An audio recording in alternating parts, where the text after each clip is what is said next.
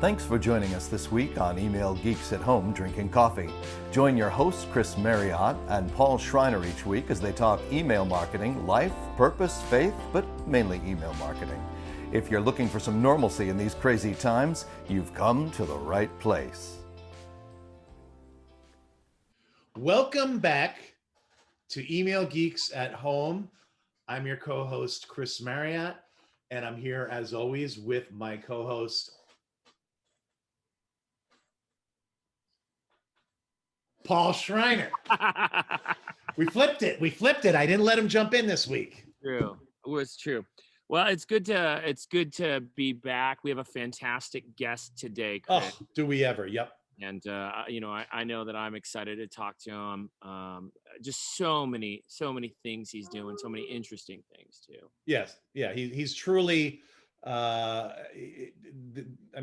We'll barely be able to keep it within sort of an hour because there's so many endless things that we could be talking to him about that he's doing. But so we won't waste any time talking about how great it's going to be. We'll get you into the show. But of course, we wouldn't be able to offer any of this without our sponsors. Right. And point, I'll start there, Chris. Sure. In taking the sort of lead position today. Audience Point, we've been working hard on a tool called List Fit.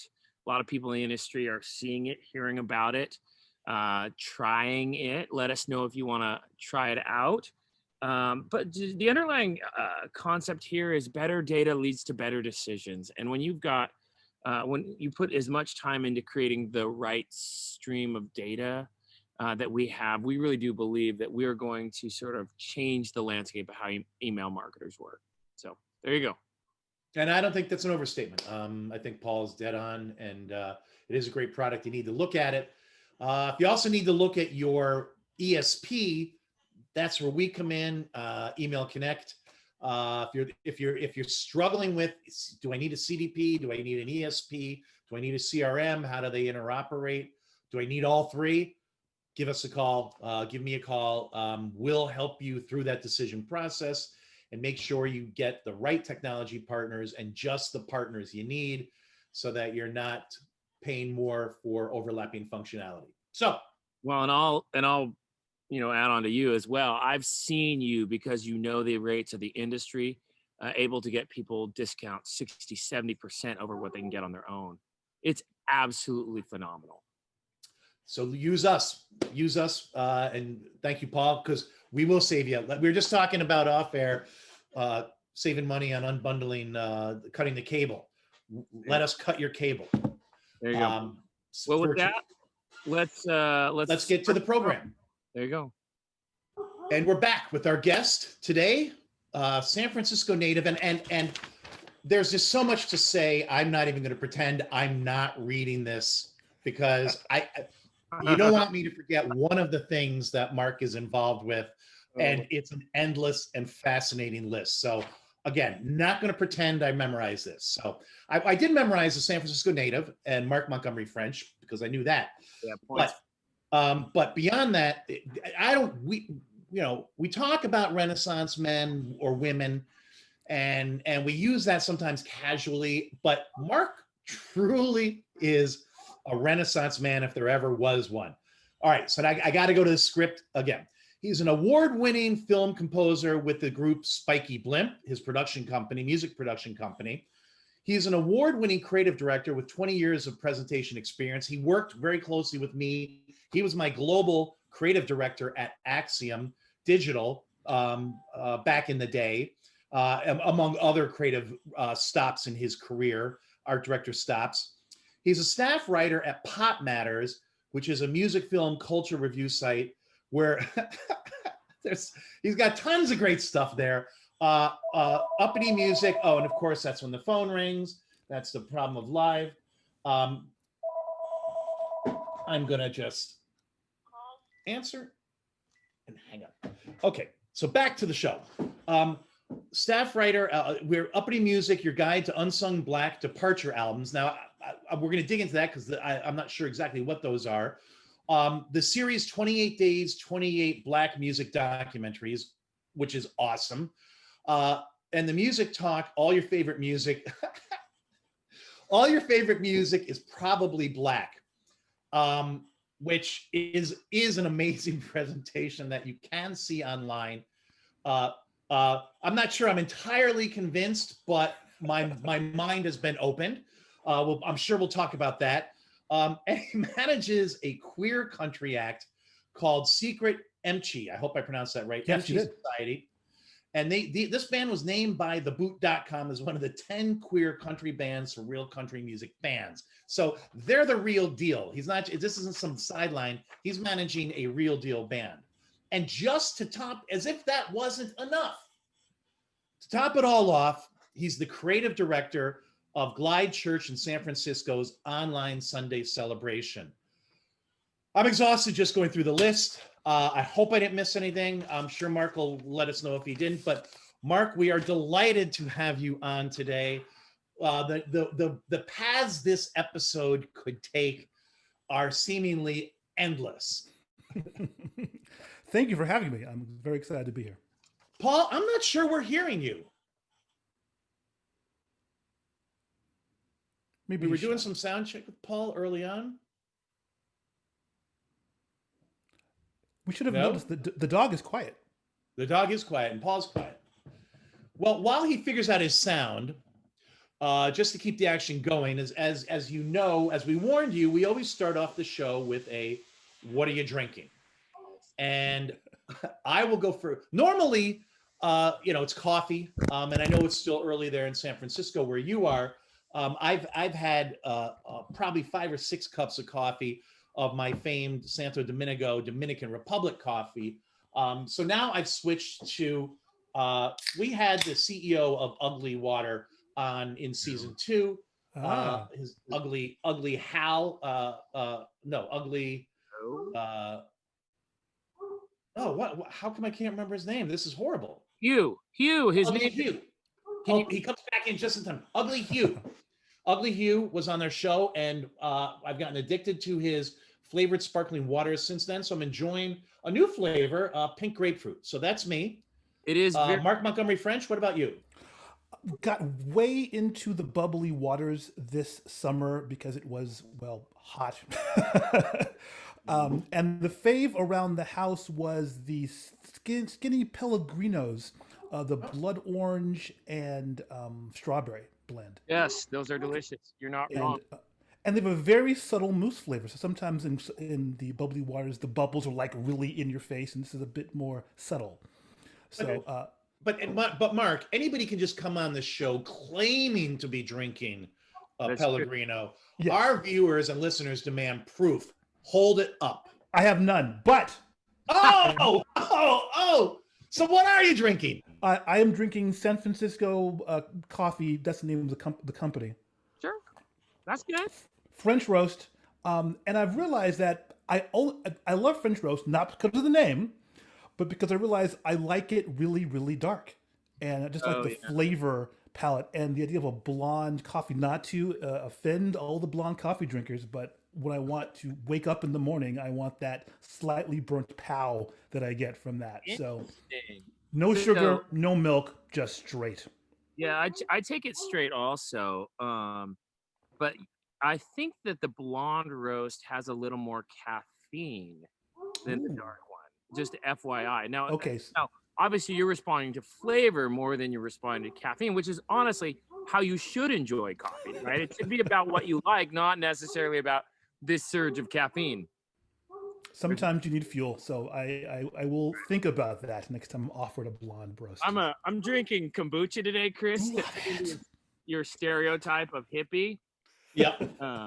Well, my wife drinks that, and she's not a hippie, but she appreciates the probiotic properties. Are you appreciating the probiotic properties? Well, I've sort of switched over a little bit just for.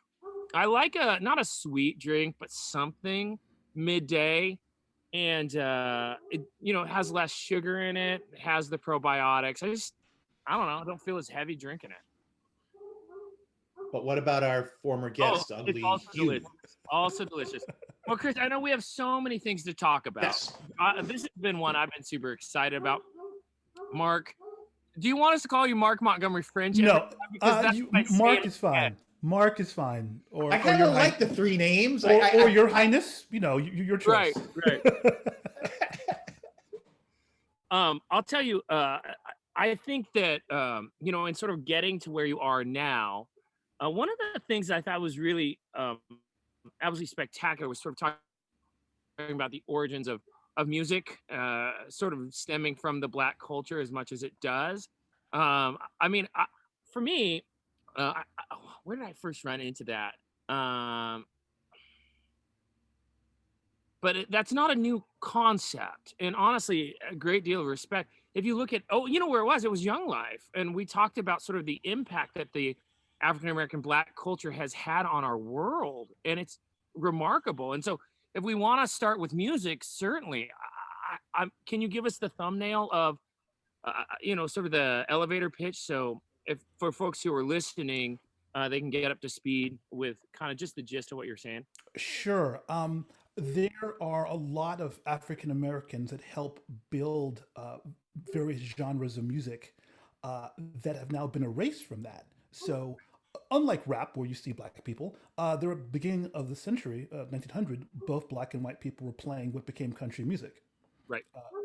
And blacks and whites had banjos, and blacks and whites had fiddles. And over a period of years, it's to a point where if you hear a black person on country radio, and that person isn't Darius Rucker, it's like a right. I was going to say you got one. Right, one. And look how much effort it took for him to get through. Right, he was already a huge multi-million selling star before they even listened to him, and he truly loves it. Yep. So. The course or the lecture covers things like country. It covers things like EDM. It covers modern rock, all where there were black people writing, producing, making music behind the scenes, and over a period of years, sort of pushed away. So when one sees an EDM show or concert, or sees even the EDM selection within Spotify, there's no black faces. Right. And so this sort of been repeated over time, in which it just seems odd. And so I'm trying to bring it back and going, there was a time, guys, in which we all were working together in concert to help build this music. And where it feels like it gets nefarious a little bit is how the music industry has, and I don't want to get so bold to say ripped off Black culture, because I think that's not fair either, but it's not far off.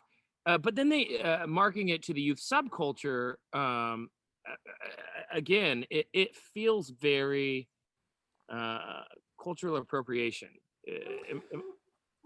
It doesn't have to be as obvious as we're going to jack your music and have him sing it. That was more like a Pat Boone thing, right. In which he sang a bunch of Little Richard songs. Now, Little Richard, for his credit, said, look, Pat can get on radio where I'm not available and I get paid. So, he's helping. In some bizarre way, he is helping. But let's take EDM, for example. It's obviously huge in the rave culture, obviously huge in Europe. And many American DJs are flown across the world to play these huge shows.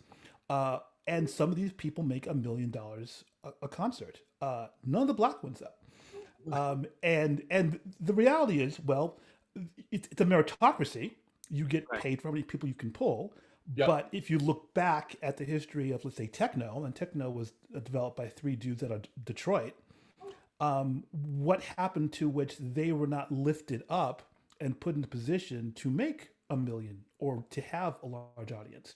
So it gets really mushy, but that mushiness continues, whether it's alternative rock, whether it's EDM, whether it's country, whether it's folk. It just keeps repeating itself, right? So how do we prevent that repetition? And just for producer David, who is frantically probably Googling, EDM is electronic dance music. So yes, you can stop Googling and get back to paying attention. Yes. But so Mark, and is this a global phenomena, the appropriation, or is it U.S.? I mean, you talked about in your talk. I mean, it's clearly you feel the UK artists like Sushi and the Banshees and had sort of lifted the goth music scene, which I thought was fascinating. and very believable the way you presented it. When I would have laughed in your face, you just said, "Yeah, white people didn't invent goth." I was like, "No, I think they did." But you know, like country like France, it does the same. Is it a pattern that repeats itself in, you know, across the Western world, or is it more likely to happen in US, UK, for example? It seems to be more in the US, and I think it has to do with the fact that the US is very, very large, and trying to move a culture that spans that much distance is difficult, where in the UK it's just smaller. You can Right. have more of an impact of, for example, the biggest amount, at least in the 80s and 90s, of mixed race bands came out of the ska scene, right? It was not weird to have black people and white people in the same band. And there were the specials and Yeah, things like like that, right? A Message to You, Rudy, one of the Right, classic right. all-time But songs from that era.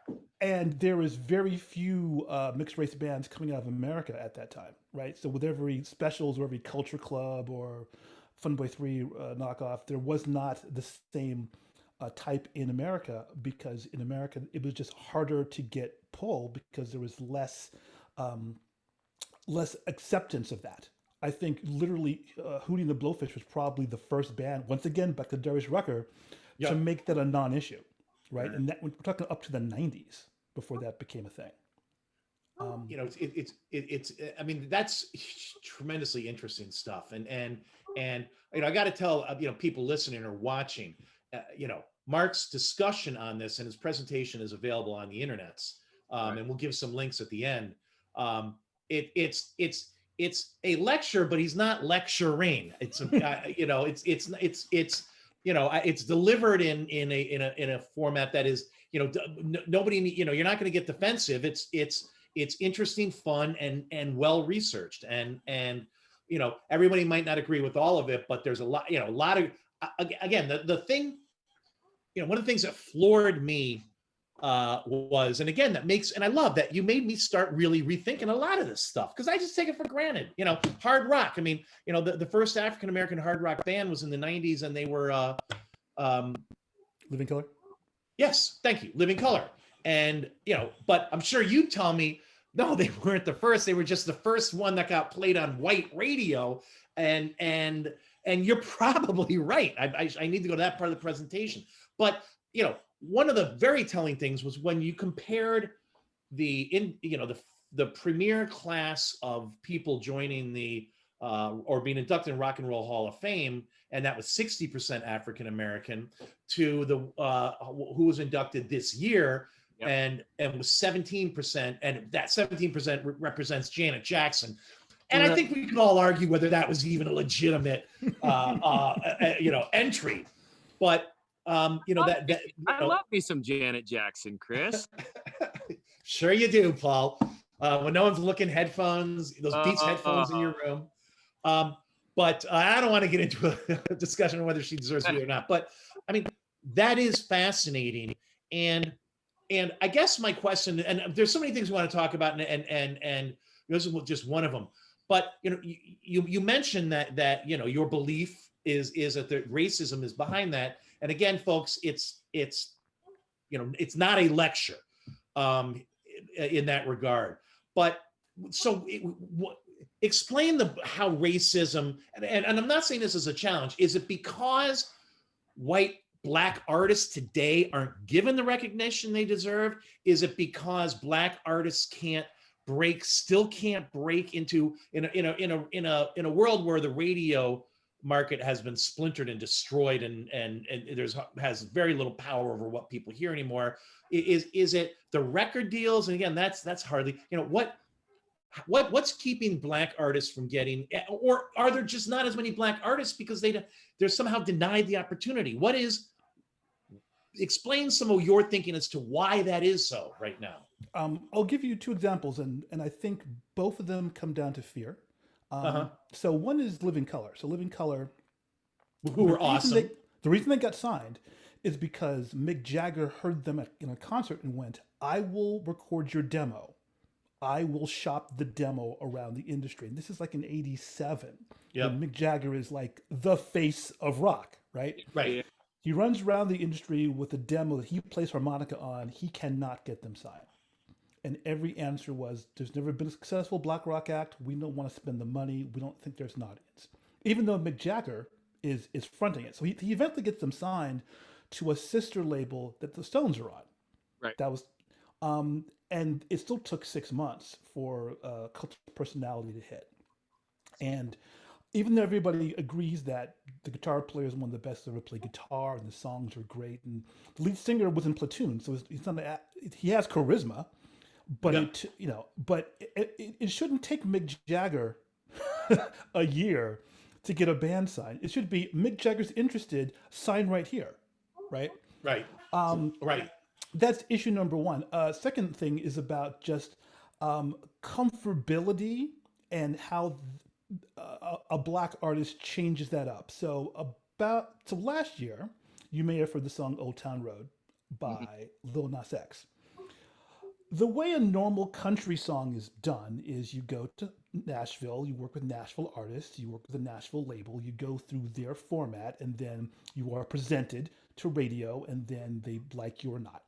Yep. How this worked was Lil Nas X, although he's from, I think, Georgia, he's from the South, he bought a beat from a beat maker in Europe. He went to a local studio and rapped over it, and then he put his song on TikTok, where it exploded. And kids around the country called up radio and said, I want to hear it. And of course, radio's like, what label is it on? And they were like, it's not on a label, it's on TikTok. So that was interesting. I think Radio Disney was the only station to start playing it. They pulled it down and just played it off TikTok. Eventually, Columbia Records got into it. And this would happen. It hit the top 20 on the country chart. And then 3 days later, it was removed, which had never happened before. And of course, people said, well, how could this happen? What happened? And the response was, well, we don't think that Old Town Road has the same sound elements of today's country. It has electronic beat, it has songs, lyrics about writing. It sounded very much like BB Rexha's Always Meant to Be, actually, which at that point, the same week, was in the top 10. It had electronic beat. It had songs about writing. It had Florida Georgia Line on it, which is a legitimate country act. Yeah. At that point, the remix that was popular, Lil Nas X had Billy Ray Cyrus, who's a legit country artist. Plus, there was a banjo sample, which actually made it a lot more country than Meant to Be. So it really came down to he didn't go through the proper channels. Right. Right. And should there be proper channels for something as always moving as music? Right. That song ended up being number one for 20 weeks and sold like 2 billion streams. And it was huge around the world. Had country accepted it, country could have actually grown around the world. The acceptance of country music, even though it was slightly different in most countries, it wasn't that far off. And I think the country music industry missed a window for people to appreciate all of what country could be because they just couldn't get past the look. So that's where we are. It's a fear, and it's a new way of doing things, and blackness is just part of it. So I'm curious your opinion, because all of this makes sense to me. Is it more the sort of industry executives driving this sort of through systemic racism, or does it fall more onto sort of the listening audience of this is what our expectation is, and the sort of executives that are producing this music, they're just going to make anything they'll sell, and their job is to drive as much cash as they can. Right.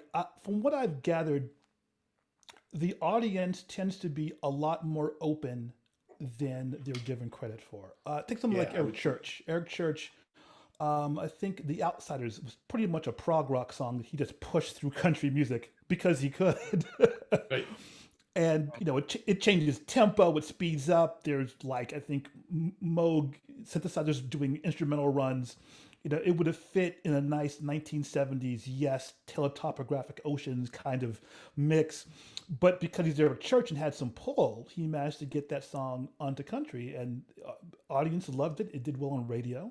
But there's no way you could have told a radio station or told a label, I'm going to make the prog rock song for country, that's not a way to start a winning conversation about promotion. And so I think again, it's like, you know, if you remember the 70s, music was a lot wider on top 40. You know, you would hear a Steely Dan next to a Diana Ross, next to a Charlie Rich. That was like every day.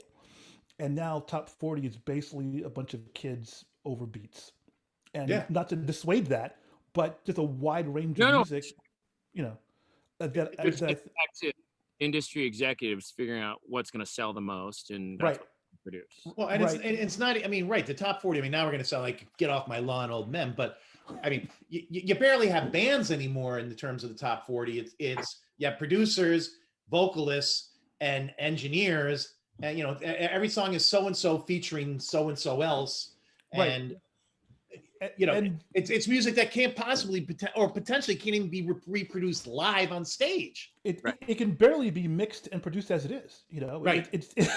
It's an amazing feat of engineering. Oh, A yeah. lot of it is, you know.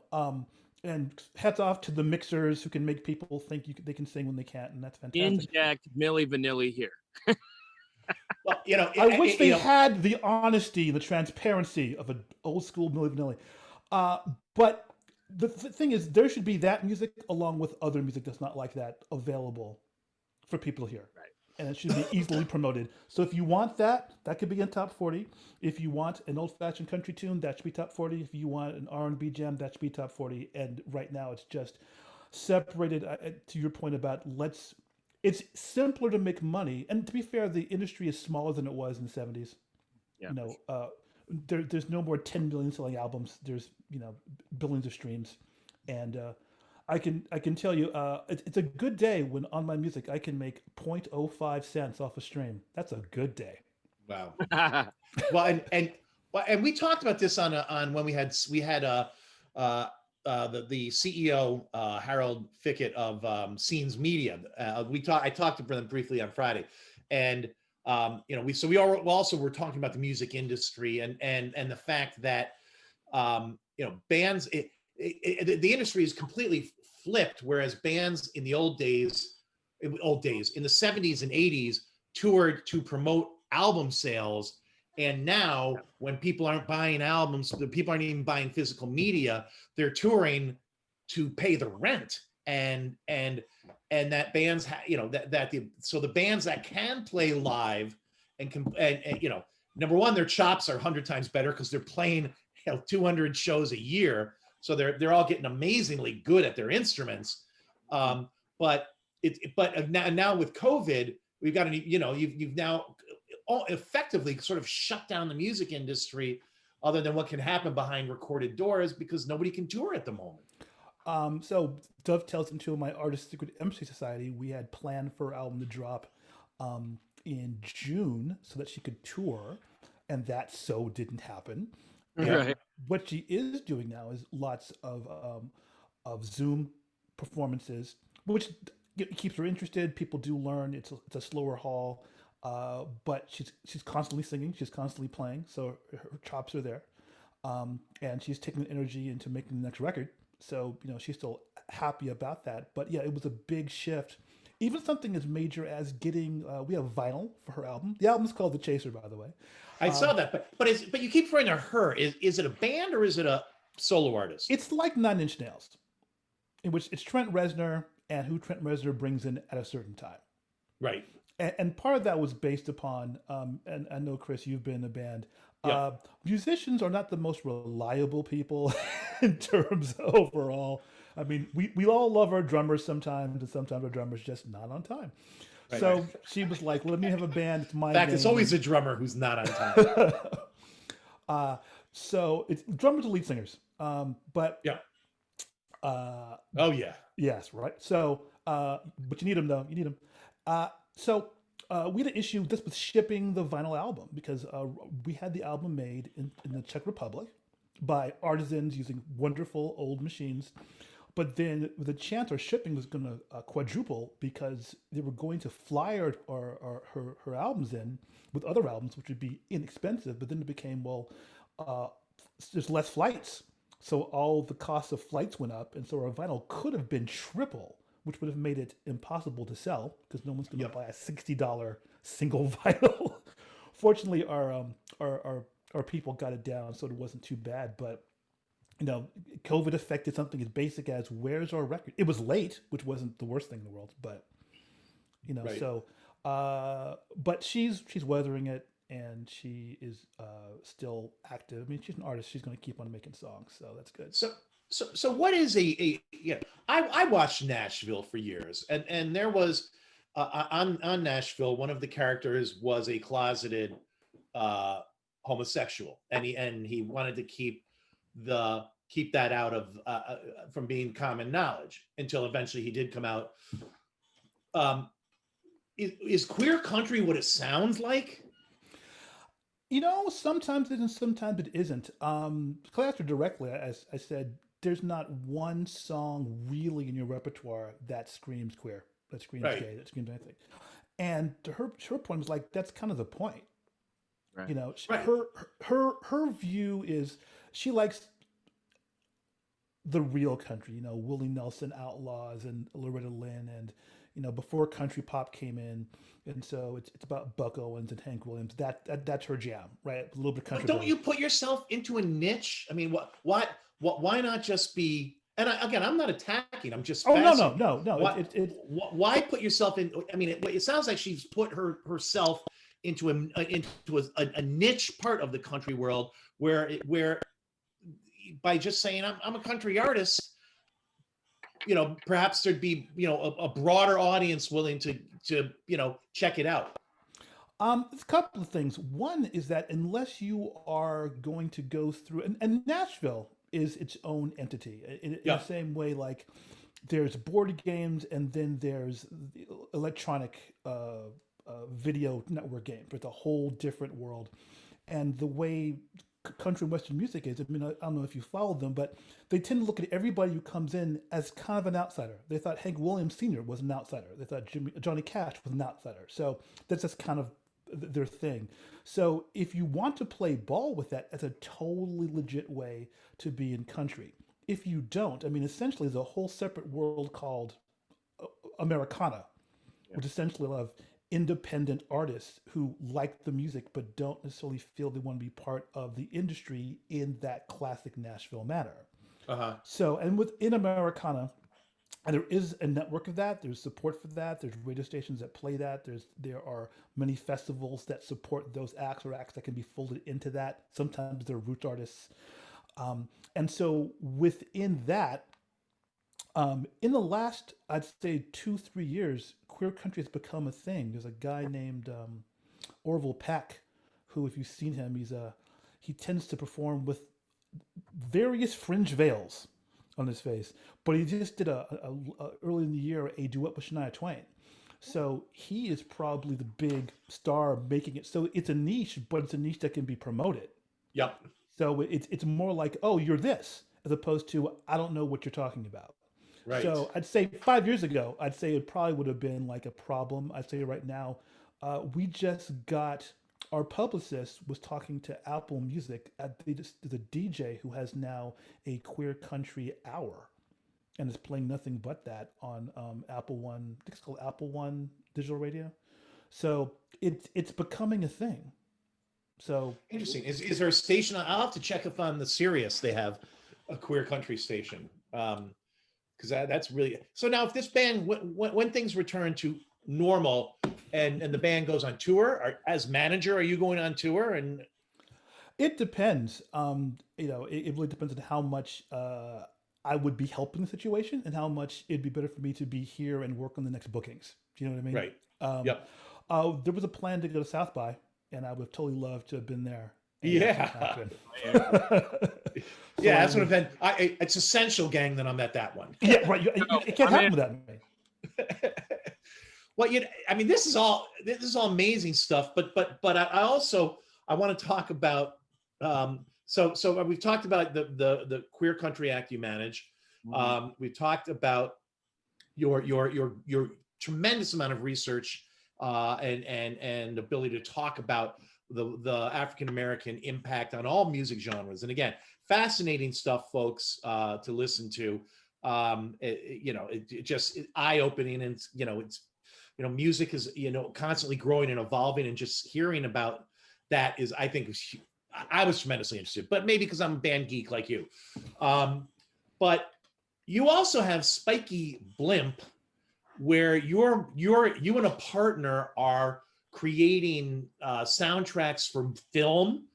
Yes. First, you've done some commercial work. Yes. I sent the link to Spiky Blimp to my son Matt, who has a day job but also has a partner in LA, and they're doing what you're doing. I said, here's what a website you guys should be thinking of doing, because I loved your website. I said, you and your partner ought to be A, build a website, and B, now set your sights on these guys and taking them down. No, I didn't say take. That's a good dad. Exactly what Chris said. Yeah, but and for even podcasts, I mean, and that, which is where people say, well, how do you come up with Mark Montgomery French? Well, he's an old friend of mine, and I noticed that you posted that you'd scored something for another podcast, one not quite as famous as this one, but it was still impressive. And I said, we got to get him on, and then mind's blown by everything you're doing. So talk a little bit about Spiky Blimp. Yep. I asked if we could play the music, or maybe producer David, you sent a link, because I'd like our fans to be able to compare the music you created to the awesome stock music that opens our show. Yeah, I think I can play a song. So let me set this up. If I have share ability, I can. For our friends viewing. All right, Oh, I love Zoom. All right, so this is the very short theme song from The Breakdown's Chris Clearfield. Hopefully this will work. Here we go.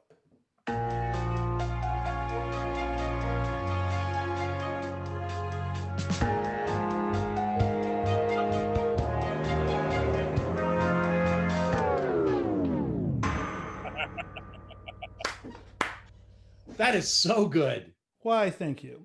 That is so good. So let me explain what that's about. So the Breakdown, Chris Clearfield is a business writer, and he wrote an award-winning book called The Breakdown.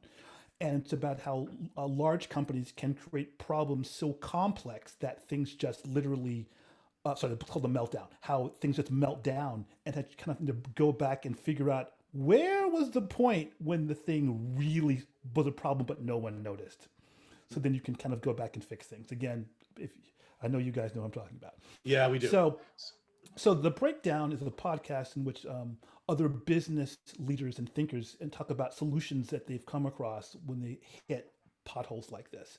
And so my partner and I, Sage Baggett in Spiky Blimp, the concept was, most companies don't know. What's the Hemingway quote? Things went south very slowly and then all at once. Was that Hemingway? That we wanted to sound very lush, like very old world, like it's a waltz. Everything sounds pretty, and no one knows until the tape dissolves. Oh no, something really went wrong. So that's how we got to that. I love it.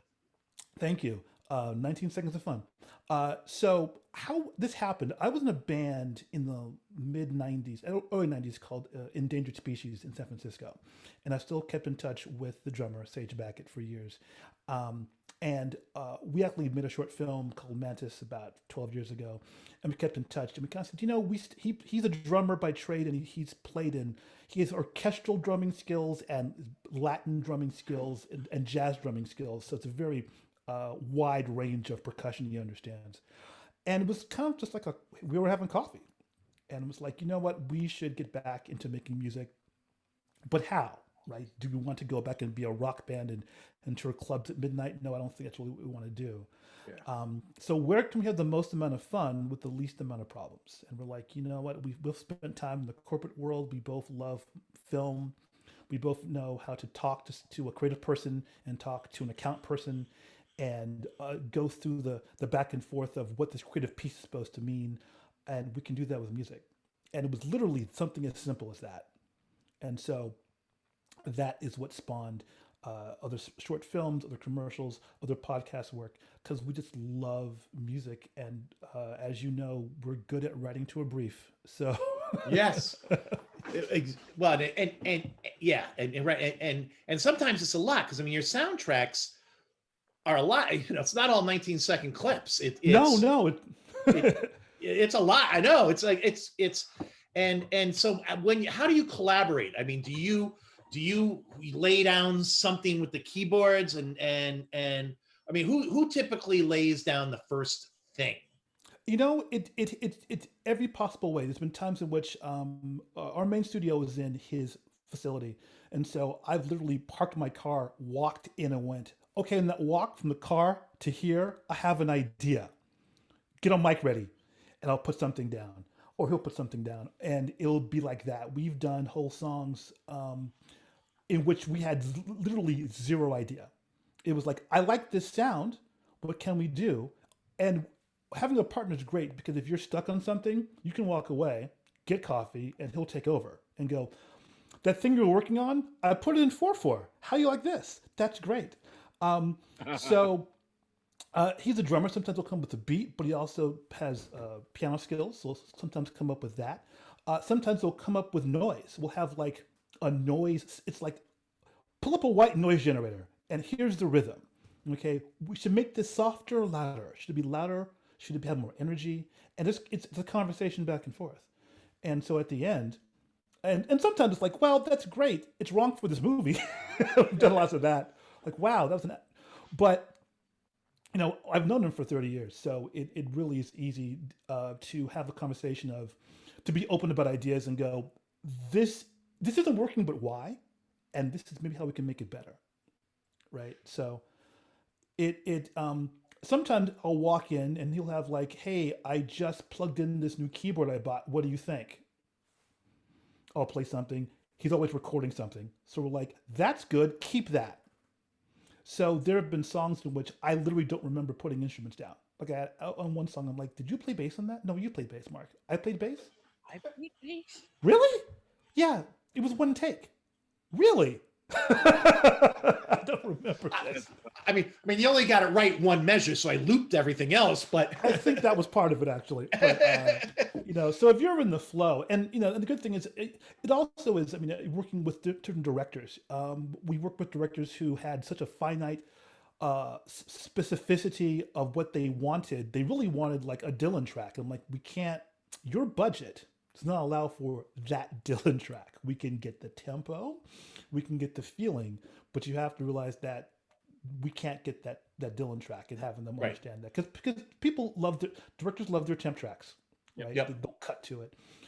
Exactly.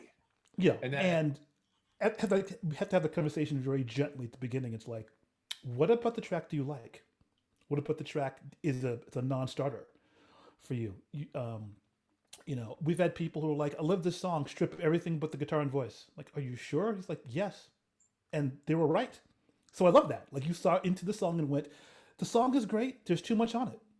Snip, snip, snip, you're done. And that's fantastic. So, it's you get to learn more about how you make music and how you present it, because you think you're done, or you think you've polished it and realize you've over polished it.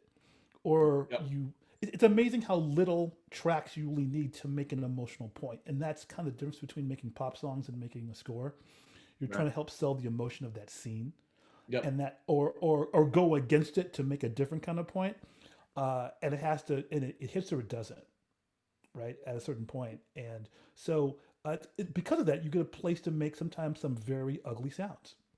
I'll have some atonal cellos going because it's a horror scene, and you expect that. So we get to make a wider variety of music because of the kinds of films that we're asked to work on. Yep. So I love that part. I'd love to transition a little bit here, if that's okay. Earlier, we talked about sort of pressing the LPs, and I think you said Czechoslovakia. Czech Republic. Czech Republic. My apologies. Thank you, Chris. Good notes. and sort of, how logistics slowed down, couldn't get the vinyl out of Czech Republic. And so just the impact that COVID had on you. I know my business partner is trying to get a refrigerator because his broke and he's waiting like 2 months to get a new one into his house. I'm like, what are you doing? He's like, I don't know. So the point is, COVID has hit, right? Mhm. And I would love to hear how you, because you also work with a church. Mhm. I'd also love to hear how you as the church have responded to that, because it's a weird time where it seems like the need is so much greater, but the traditional tools that the church has had to help fill some of those needs are gone right now. So I'd love to hear kind of what you guys are doing there. Sure. So, I've been independently working out of this room for many, many years. So when COVID hit, and I was used to Zoom, I was used to microphones, I was used to working online digitally, so that wasn't a big shift.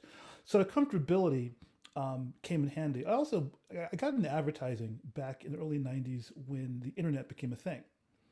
And so, what was helpful for my career was when someone went, "Who can make an animated GIF?" I'm like, "Me, I'll figure it out." Right. So, I've always been the one to try Right. to make the future. And the internet in 1997 was rough. Oh yeah. Remember, Oh yeah. We're talking about Real Player maybe working and things like that. So, or Alta Vista, and And what's the interstitial page while the actual stuff loads behind it because it takes so long? we must add skip intro to the interstitial page. Um, These kids today, they don't know how good they have it. No, they don't. Um, so this time I got to Glide. I've been a friend of their minister, Marvin K. White, who's a poet and also a minister, for about 25 years. And we did, when I was in the band, did work with him in San Francisco doing spoken word and music things. And we're Facebook friends. And he said in February, "Hey, we cannot bring people into the church right now. Does anybody have any ideas on how to help bring this online?" And so I just casually went, "Let's talk. Here's what I think we should do. Here are the tools that we can use." And sometimes it comes down to, and it's all very much like string and wax and tape trying to do this right, together. right, But as I said, if we add this software in the mix, bring these videos together, use these for overlays, try to do hymn songs with this, I right. think we can pull this off. And so we're probably at 70 online broadcasts since March. Wow. And every week we're learning something. And as you know, Zoom updates, and you're like, "Huh, where did that button come from?" And not to dissuade Zoom. Zoom's doing the best they can. But it comes down to even something as simple as, should we get people mics?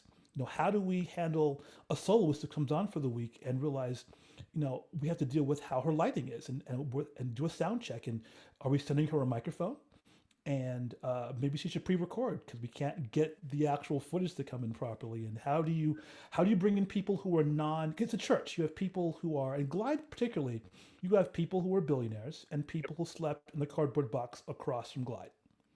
And so if you want to make sure that everybody can participate, it also makes you trying to go quickly so that the congregation can still be together, Mm-hmm. but still make sure you don't leave anybody out. So they already had a Facebook page, but we now actually also broadcast to YouTube because not everybody has Facebook. Right. So we can keep people engaged in that manner. So it's talking about, I now have an HDMI switcher in my house Right. because to do Who the doesn't? who doesn't, because frankly I'm bringing we were using Zoom and bringing Zoom to another program, and I have a second Mac to bring the Zoom feed onto a different Mac, because no Mac's chip is fast enough to do both of to upload and download at the same time. And so it's like tweak bit by bit, so which we can do 2 90-minute broadcasts each Sunday, even though we're bringing in 3 people who have never been in this before. Right. But here's the best part. because it's on Facebook and because it's on YouTube, the congregation who, at the beginning of COVID, like everybody else, freaked out. What does this mean? I Right. want to go back and see my people. But as we're broadcasting, as we're doing, live benedictions and live musicians and live sermons and pre-record video of the choir and the band playing, they're typing in the chat to each other. They're typing to the production team. They're putting in hearts. They're putting in prayers, and they're interacting. And even though it's not what it was pre-COVID, they're saying hi to each other. They're having a conversation with them. They're having one. The fact they'll shout out to the production team who they don't know Yep. Right. weekly is amazing. So one person a week would say, "I felt low about life, and then I watched the broadcast, and now I feel better." That's the best. That is Yeah. that's better than any award, than any other thing that somebody who, you change how they felt about themselves and each other and community. So the fact that we're still making community, and it's funny. I mean, the thing is, almost after a while, we stopped saying online celebration. People just call it celebration because Right. they realize it's the same energy. It's gone. Well, and one of the things we talked about at our church early on with this whole COVID thing, which I don't want to take anything from you because again, I think it absolutely resonates, is the need is greater than ever before for that community, and people are hungry for it. And I mean, we had a similar experience where people are on Facebook commenting, and the number of people who are like, "I'm crying because I get to be with my people. I haven't gotten to be with my people in so long."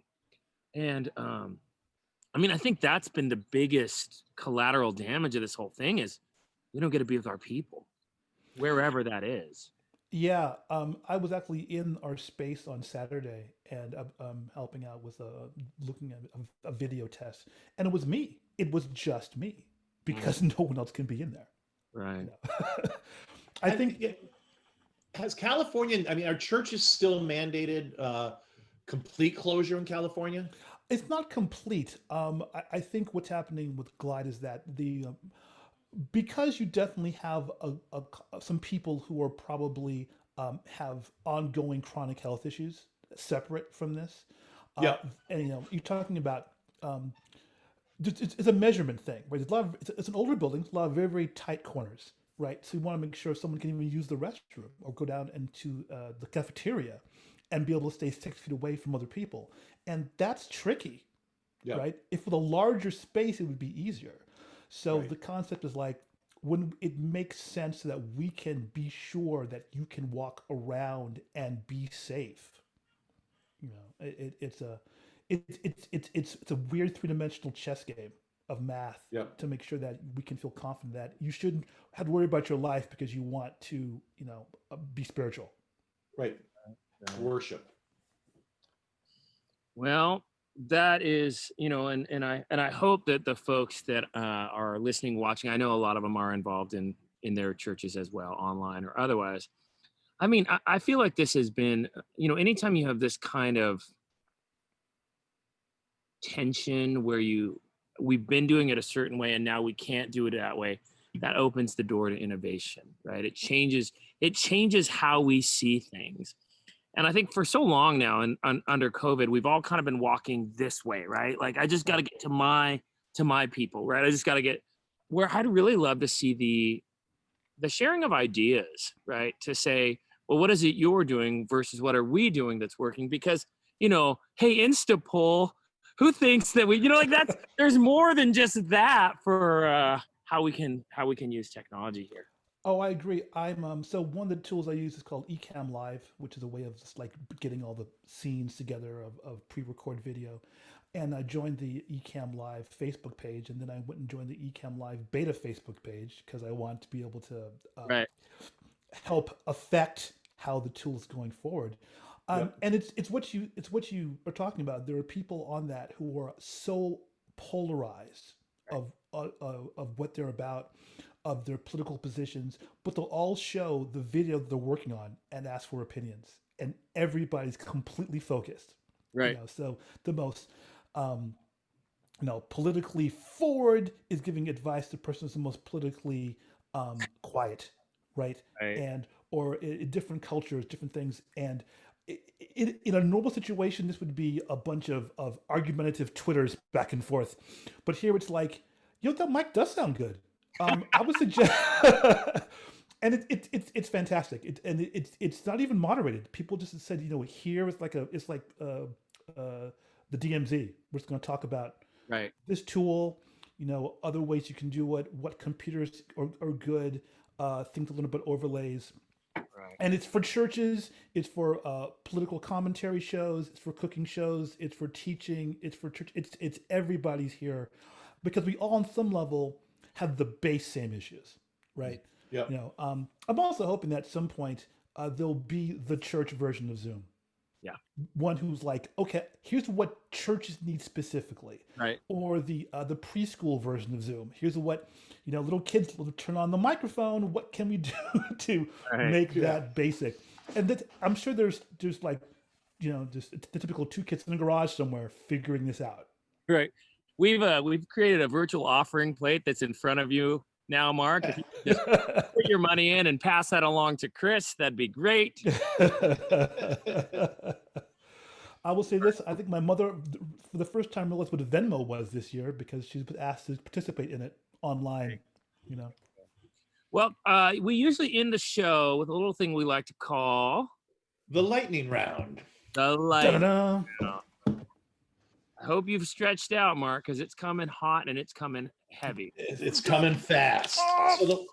So the lightning round has evolved, but basically I'm going to read you 5, one at a time, words or phrases.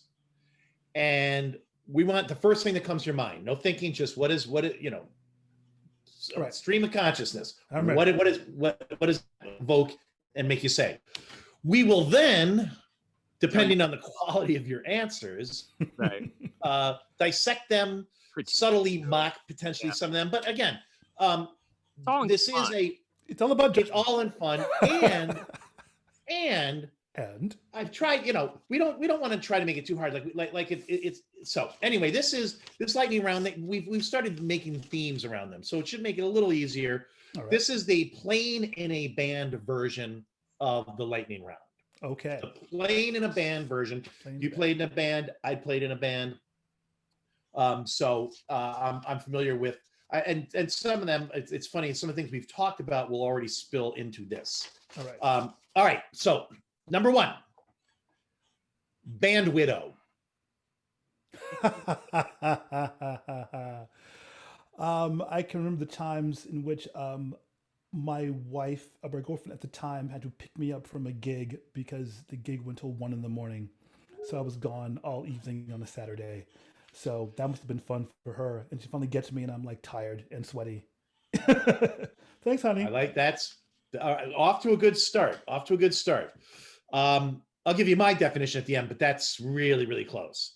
Right. Beer money. Beer money. Sometimes all the money we would get to play for a show, if not actually paid in beer. Yes. Oh, that's dead on. That's correct. My band, sometimes we would play for beer money and at the end because we drank more beer money they were willing to pay us. Third one, drummer.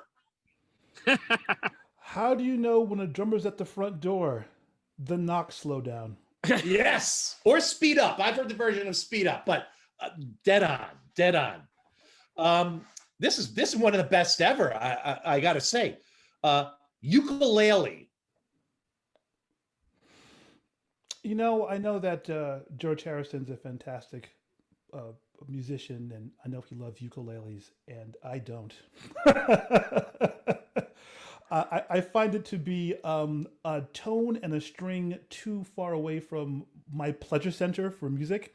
Not that it can't be played well, but I feel like it's just not for me. Close enough. I'll come back to that one. All right. And the last one is covers. I love a good cover song. I don't know if I love a good cover band, but I love a good cover song. And it's amazing how many songs I thought were originals that weren't covers. Right. When I first realized that "Blinded by the Light" was a Springsteen song, I was right. Though his version of it we could argue about forever. But I think his version is horrible. But Yeah, but it shows what a great songwriter he is. Where somebody went, let me take the good parts out and just magnify that. Well, which reminds me, there's one question I want to ask you quickly before the end, but I'll get back. So band widow, you nailed it. Wives or girlfriends of guys in the band. And I guess a band widower would be, if you had a female in the band, would be the husband. So I don't want to, so band widower. Beer money, we talked about it. Drummer, you nailed it. Ukulele, I mean, the perfect answer would have been the one instrument that you can't possibly put into a rock band, but you got close to that. And covers, I was thinking, what you're forced to play to get hired in a bar. Oh yeah, okay, yeah. But again, you said the same thing. You like covers, you don't like cover bands. And my bands had original music, but they were hiring us because we played dance music that people wanted to hear. So that was an excellent lightning round. I give you. Well, thank you. Yeah, no, you really were. You got into my head. I mean, I'm supposed to get into your head. You got into my head. Chris, I'm just checking it on Yelp right now. It looks like Mark Montgomery French got 4.5 stars on Yelp for that. That's fantastic. The last two things I want to quickly say, because this is the end. One, I encourage people to go to the Pop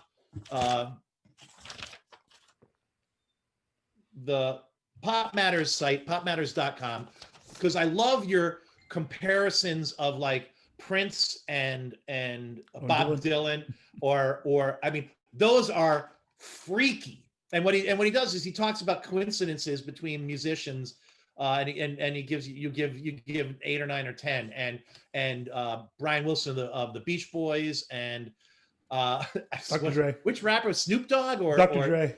Dr. Dre.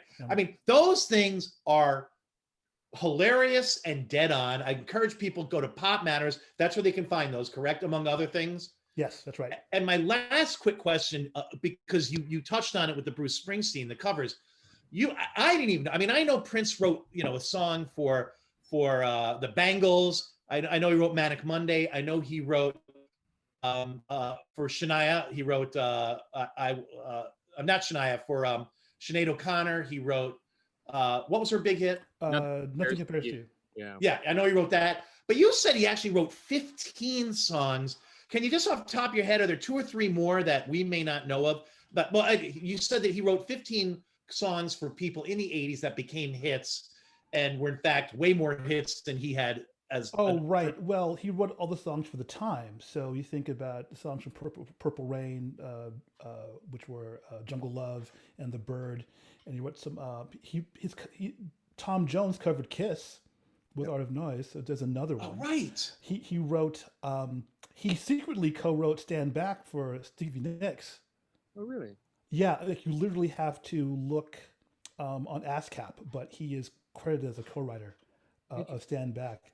Basically, she had a song in mind, realized it was Little Red Corvette, asked him if he would mind using the chord progression, and he went, "I'll even go past that. I'll come over and play keyboards on it." So he just shows up at the session, plays keyboards, splits, and then there's "Stand Back." Wow, that's cool. So there was Shaka Khan covering "I Feel It For You." That's a song of his from '79. All the Sheila E. hits were all still co-written by him. So that's Bella St. Mark and Love Bizarre and Glamorous Life. That's top of my head. That's amazing. I mean, that's great off the top of your head. And it's funny because there are very few Prince songs I like, but most of the songs he wrote for other people. I mean, Manic Monday is just one of the best songs of all time, I think. And I'll get a lot of criticism for that. But and if you haven't heard, the Reliant K did a cover of that. I have not. That's a very good Reliant K. The band Reliant K does a great cover of that from Pop Goes 90s or whatever. Anyway, we could talk to you for hours. And this is one of the things I love about bringing people on this podcast is, you and I haven't talked for 10 years. And now I know all these amazing things about you that you've been doing. And I'm very I'm very grateful you came on. It's been great catching back up with you. You're an amazing I always knew you were an incredibly talented creative person, or I wouldn't have made you global creative director. But I mean, the breadth of your creativity, is amazing. How many fields that you're creative in, your help for the church is inspiring. It's just, I don't know, I could gush and gush and gush, but you're an amazing person and we're very privileged to have you on. I don't know, Paul, you want to wind me down and wrap things up? Oh, again, just nothing but gratitude here. Thanks for coming on. I know you've got a lot going on, but I'm grateful for the things you had to share. I think our audience is going to be super excited about it as well. Always welcome back. There's an open invitation. Well, I thank you. No, this has been very, very fun. I'm glad you guys had me on, and it's too bad you snuffed the dog, but I'm glad to be on the show. Hey, he did stop barking, didn't he? I got pulled inside by the neighbors. We'll go with that. But anyway, thanks again, Mark. And if there's one place you want to tell people, what one web address or whatever where you think where it's the definitive Mark Montgomery French, what is that? If you go to mmfrench.com, that's mmfrench.com, you will see everything that I'm doing. Awesome. So please come. You can even sign up. And I send out email. See how I wrap that back up into the point? Yes, I send out email as well. This show is about email marketing. Awesome. The suits are somewhere. The suits are, high-fiving. They worked it in. What a great guess. Trust me, folks, go check it out. There's interesting stuff galore that Mark's done. So please check it out. Mark, again, thanks. I'd love to have you back in the future to catch up with you. But in the meantime, thank you very much, and stay well and be well. Take you guys too, and wash your hands. Okay. Yeah. Ciao. Bye. And we're back. We are back. And where's that today there, producer David Inman? Say that again. Where are you at today? It looks like you're not at home. I'm at the beautiful Four Seasons down here in sunny Chattanooga, Tennessee. Oh, okay. And it is sunny there. It is sunny. It's very nice. And it looks like they've done some remodeling there at the Four Seasons. Yeah. No. Sorry, go ahead.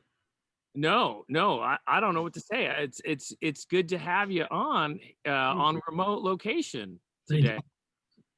Well, and maybe I'm making assumptions because the Four Seasons in New York was one of the most expensive and high class restaurants you could go to. Mm-hmm. I'm guessing that the Chattanooga Four Seasons is probably in a different type of business, or am I just not understanding? That's a good question. The sign says landscaping. I've never actually been here before, but after we're done recording, I might head in and then I'll give you an update next week, let you know what's on tap here.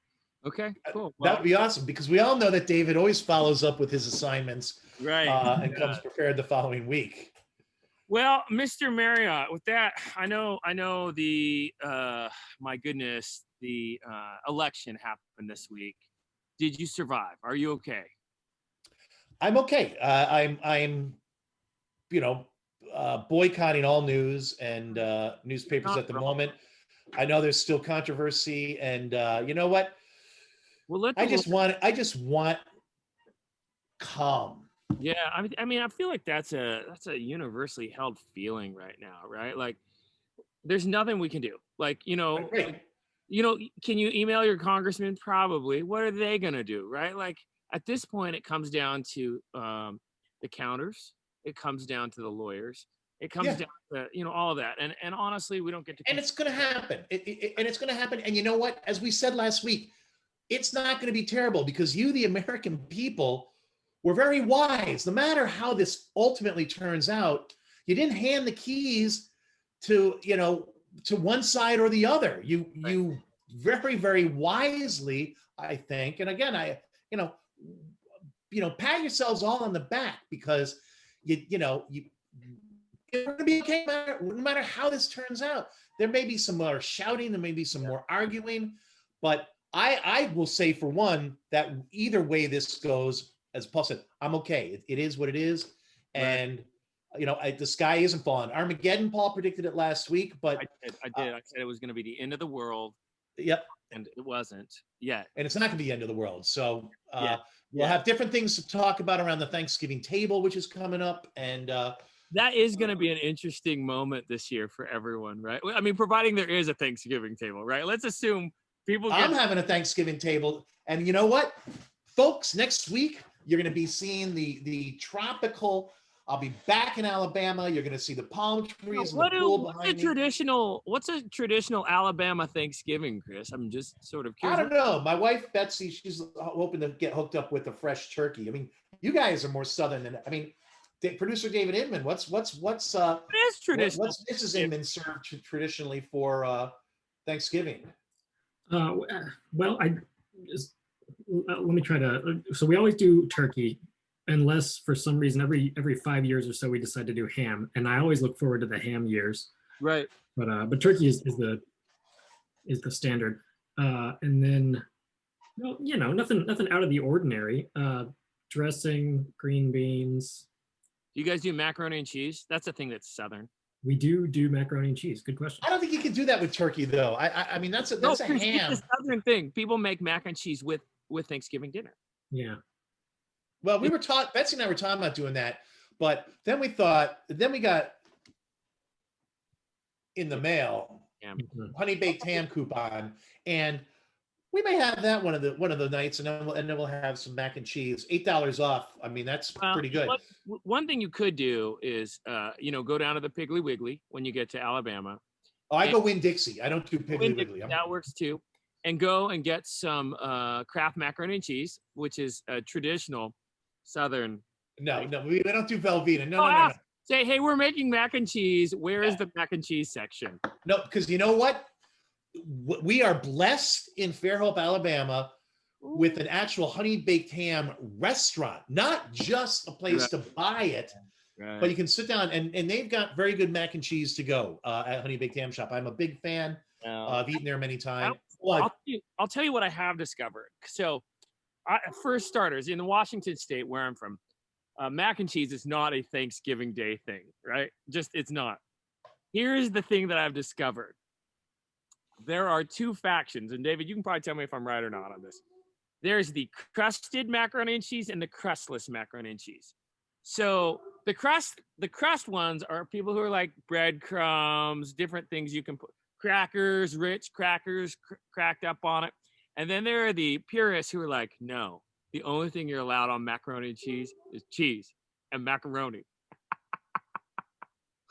Oh no, and it's like the reason I laugh is because there are this is something that really matters. Yeah, I can imagine. We when my wife makes her macaroni and cheese, and sometimes she makes lobster mac and cheese, which I'm sure in the South isn't a thing. But she puts in 4 different cheeses like Gruyere and cheddar. I don't think those are Southern mac and cheese cheeses, Chris. I guess Velveeta's the go-to. Well, cheddar, I know we use a lot of cheddar, butter, milk. I think that's essentially the secret ingredients there, and lots of it. Well, we'll have plenty more time to talk about Thanksgiving until the event. I might suggest for a Thanksgiving episode, we all bring a mac and cheese to the table for the post show. Well, we've got 2 Mondays. We've got 2 more shows before Thanksgiving, unless we don't do one Thanksgiving week, and unless we take that week off, in which case next week will be our final show before the Thanksgiving holiday. Well, we've got some choices. Either way, I want to see your macaroni and cheese, Chris. Well, it's going to be my wife's macaroni and cheese, but I think we can make that work. So, producer David, before we go, what are you looking for anything in particular at the landscaper? A job, maybe? No, I was just job always, but I was just walking down the road and I realized that we were about to have this recording, and so I figured I better post up shop right here. Smart. I would like to say, I'll also add, Paul, that producer Dave is learning on the job, because when I kept mangling Ugly Hugh and calling him Ugly Hal, he actually hit me up in chat. Oh, yeah. And said, it's Hugh. It's And I protecting thought, you know yourself. what? That's what producers supposed. Now, if it had been an earpiece, he would have saved me from embarrassment. So Yeah, for sure. Well, again, I think it's time to wrap it up. I'll say this. I'm glad we survived the election, me too. and I'm glad we're sort of working towards a new day, and I'm glad about that. So whatever that looks like, we'll get there. For our listeners online, thank you for listening as always. For those watching on YouTube, we sure appreciate it. Feel free to reach out, email geekscoffee@gmail.com, leave comments. Those are kind of things we like to hear. Share with people you care about. Anyway, Yep. like, subscribe, do all the things. And you'll keep getting amazing episodes with amazing people like Mark Montgomery French today, who again is truly, as I said earlier, truly is a Renaissance man. The definition of it. So we were very grateful that he joined us today. So thanks everybody. We will see you next week with another great episode of Email Geeks at Home Drinking Coffee. There you go.